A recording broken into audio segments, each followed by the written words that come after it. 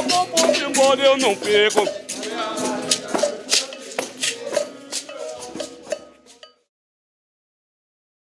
A lei Griot, ela não é uma lei para os mestres. Ela é uma lei com os mestres. Com os mestres.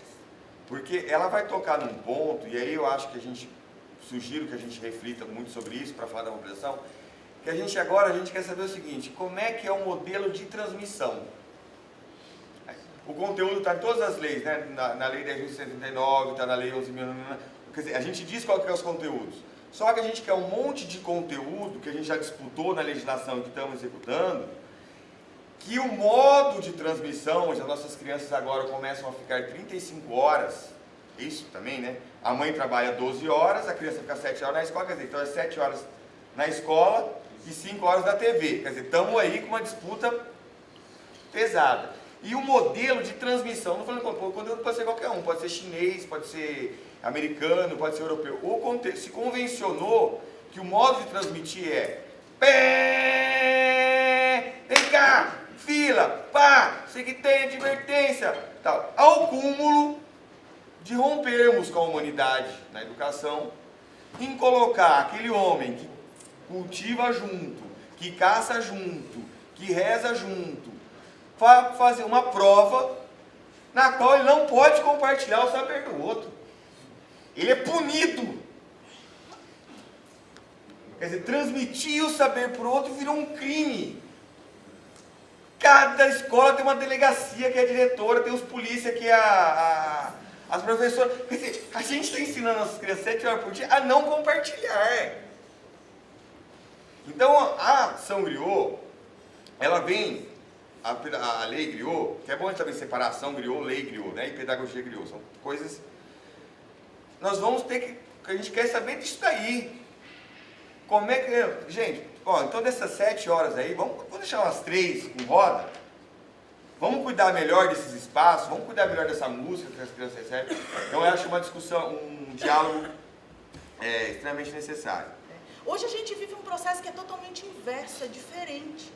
Então, quer dizer, a partir do momento que, então, a nossa terra foi expropriada, né? Foi sendo ocupada em prol de um processo de colonização, fomos perdendo nosso território. E isso aí é motivo de luta, enfim, toda aquela coisa que é sabido, né? Enfim, pela mídia, a mídia divulga isso. E aí o que acontece? Hoje, o que está na mira não é mais somente o nosso território, os nossos recursos naturais. Não é somente isso, mas os saberes, né? Então, a gente também tem que ter em mente, tem que ter, acho que, uma visão bem crítica sobre essa questão, o saber. O saber, a informação, é um patrimônio imaterial, um patrimônio intelectual, tá? Então, quer dizer, aí a gente tem que valorizar, porque é um saber que não me pertence, por exemplo. Certas informações privilegiadas do povo caingangue não me pertencem, embora eu tenha acesso por ser uma caingangue. Mas até que ponto que eu posso dispor disso? Né? Até que ponto que eu posso colocar isso em publicações? Eu sou mestre, né, sou advogada e mestre nessa área, no direito público, né, na área de patrimônio cultural. Aí o que acontece? Mas até que ponto que eu, por ter acesso, por morar, por exemplo, numa comunidade indígena, por conhecer, por exemplo, ter o privilégio de conviver bastante com o mestre Garcia, até que ponto que isso me dá o direito de colocar num material o que eu sei? Eu não me acho nesse direito. Até porque, assim, tem saberes que eles são exclusivos, né, de pajés, por exemplo. E a perpetuação e reprodução desses saberes, ela faz parte dessa cultura. Ela se perpetua e ela se recria e ela tem sua continuidade na reprodução específica daquele momento. Então, o que tem que acontecer? Ele tem que continuar e ter a sua continuidade naquele espaço. Né? É na mata? Né? De que forma? É junto com os animais? Qual é o meio ambiente? Como é que tem que ser? Qual é a sociedade? Qual é todo esse espaço propício para isso, o que a gente poderia garantir ou o que se deve buscar para isso. Agora, assim, você divulgar certos saberes que são específicos, eu acredito que a gente chega a um grande equívoco. Então, se você quer ter bolsas equivalentes ao de mestrado, doutorado, com toda a justiça, em uma comissão onde vocês são minoria, vai ser possível? Essa é a minha pergunta.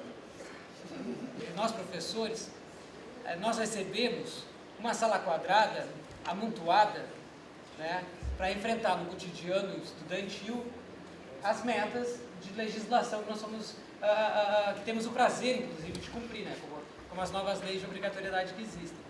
Mas é um desafio tremendo. Né? Eu, por exemplo, aqui na FURG, fui selecionado para, no curso de História, trabalhar 2 disciplinas, História Indígena e História Afro.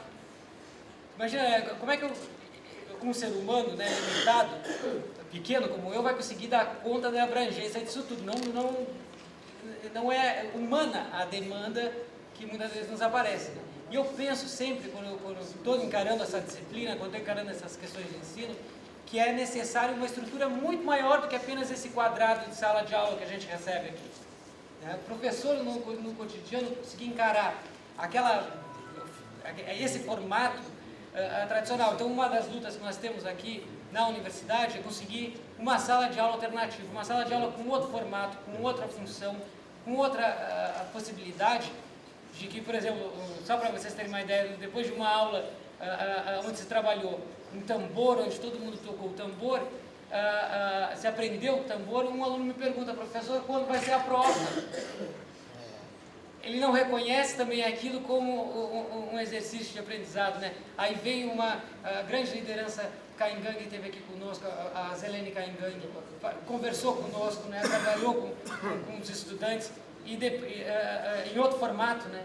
Aí termina o estudo, o garoto quer saber quando vai ser a prova, né? Sobre o que a Zelene, onde está o texto que a Zelene haveria deixado aí para a gente, né? Então há uma estrutura clássica da universidade ainda a ser subvertida, né? Aí eu pergunto isso, não há possibilidade de se imaginar, eu já sei que há a ideia de uma outra graduação, uma faculdade griou, uma universidade que vai pensar nesse sentido, né? E eu acho que isso é talvez aí uma alternativa, porque a gente está falando muito o seguinte: a universidade nos devora.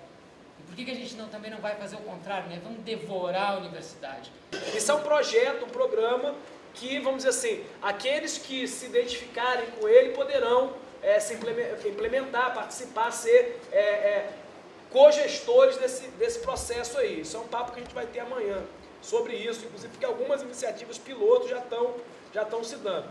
E, professor, na parte que o senhor falou da coisa, tem um problema de redação do artigo que tem que ser melhorado, porque a ideia aqui é que fosse uma comissão com maioria da sociedade civil. Então, quando o senhor falou, eu estranhei, fui dar uma olhada aqui, o que está dizendo aqui é o seguinte: da Comissão Nacional Griot, que seria uma comissão, na verdade, para acompanhar o processo de implementação da lei. Ela está dizendo aqui, são 2 representantes dos griots e mestres por cada região do país. Então, 2 vezes 5, 10. Mais 2 representantes dos griots aprendizes em cada região do país. 2 vezes 5, 10. Mais um do Conselho Nacional de Políticas Culturais, que pode ser da sociedade civil também. Conselho Nacional de Educação também da sociedade civil. 5 dos regionais do Ministério da Cultura. Então, assim, na verdade, seria uma comissão com maioria da sociedade civil. Porque só que eu estou vendo aqui, a redação não está muito clara. Então, acho que tem que pedir lá para os caras acertarem a redação, porque, na verdade, a ideia, o que está escrito aqui é uma comissão com maioria da sociedade civil, que é normal, porque ela é, inclusive, de controle social. Então, ela tem que ser mesmo de maioria da sociedade civil. Olá, como vai? Olá, como vai?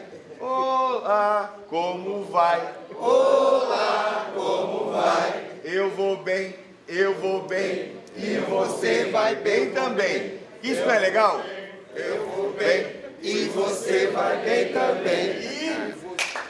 E